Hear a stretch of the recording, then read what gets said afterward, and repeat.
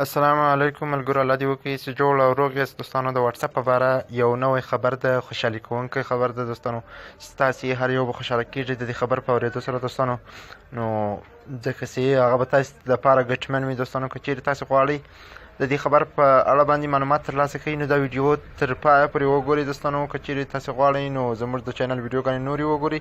دغه چینل په عکس باندې کلیک وکړئ، ورسره په څنګ کې دغه ویډیوز نشان راځي دوستانو. په دغه ویډیوز باندې کلیک وکوئ.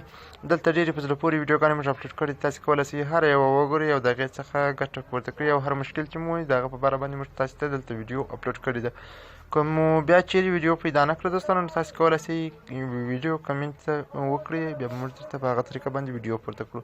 نو راځئ دوستانو، زه درته نوی خبر لرم. هغه خبر همدا دوستانو، کله چې موږ او تاسې دا زما د موبایل واتساپ ده، دا زما موبایل یو بل چاته لاس ته ورځي، دا موبایل زه هغه نفر ته ورکوم، هغه کولی شي دا واتساپ خلاص کړي او په دې واتساپ کې زما شخصي مسجان چې هر څه دی کولی شي ویې ګوري.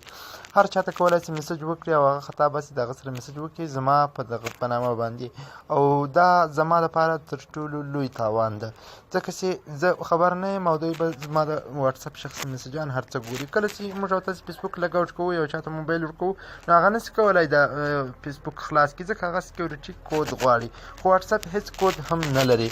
نو دوستانو نوی خبر دا ده چې د واتساپ فیسبوک مشرانو ویلي، ځکه چې د واتساپ هم اوس د فیسبوک د مشرانو په اختیار کې ده چې موږ به واتساپ ته هم کود ولګوو. هغه به هم داسې کود ورته ولګوو دوستانو چې دغه واتساپ دا کود به بیا په خپله ګوته باندې خلاصېږي، یعنې پر ګوته به کود ولوېږي، دا موبایل به بیا په هغه واتساپ په خپله ګوته خلاصېږي. یعنې هر څوک نشي کولی ستاسې په واتساپ کې وګرځېږي او ستاسې د واتساپ شخصي میسجان وګوري.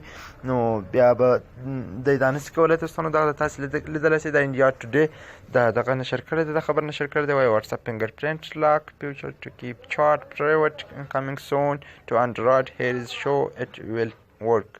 وایي دغه د انډرایډ لپاره به زر راسي او دا کار به زر پیل کړي انشاءالله تعالی. نو دا به وایي داسې نه وي چې هر میسج ته جلا جلا کود ولوېږي، او دا به داسې وي چې ټول واتساپ ته به کود ولوېږي دوستانو.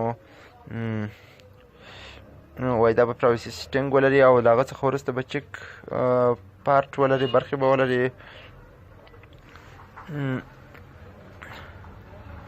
وایي دا به کله چې تاسې خلاص کړ بیا به غیر دغه یې دوستانو دغه تاسې لیدلی شئ، دا تصویر تاسې لیدلی شئ، په دې رقم به دلته کود ولوېږي او په دې ځای کې به په خپل ګوته باندې کود ولوېږي، د هغه څخه بیا کولی شئ خلک استفاده وکوي، بیا بل څوک نشي کولی ستاسې واتساپ خبر وګوري.